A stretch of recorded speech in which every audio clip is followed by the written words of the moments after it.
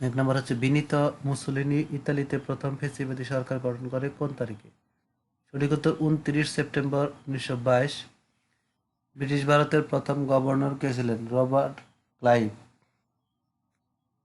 সম্প্রতি ইসরায়েলের হামলায় নিহত লেবাননের সশস্ত্র সংগঠন হিজবুল্লাহর প্রধানের নাম কি? হাসান নাসরুল্লাহ।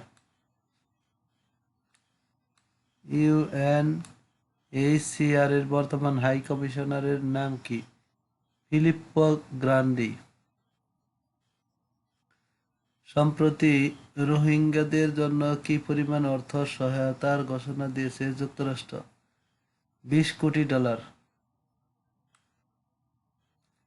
ইরাকে যুক্তরাষ্ট্রের নেতৃত্বাধীন বহুজাতিক সামরিক মিশন কবে সমাপ্ত হবে?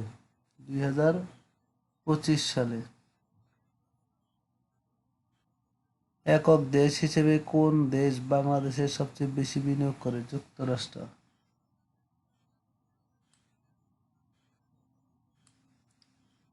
কয়টি দেশের শক্তিধর জোট অবিলম্বে লেবাননে 21 দিনের যুদ্ধবিরতির প্রস্তাব দিয়েছে?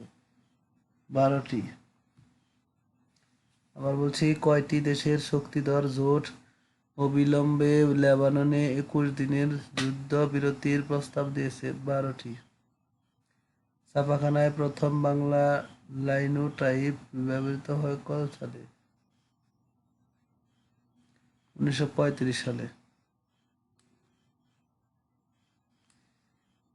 ফিলিস্তিন রাষ্ট্র প্রতিষ্ঠায় সম্প্রতি কোন দেশটি বৈশ্বিক জোট গঠনের ঘোষণা করেছে?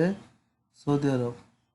কাজের গতি বৃদ্ধির জন্য প্রফেসর ও প্রধান স্মৃতির মধ্যবর্তী স্থানে স্থাপিত বিশেষ ধরনের স্মৃতিকে বলা হয় কেশ স্মৃতি। Man is the maker of his own fate is a quotation from Christopher Marlowe.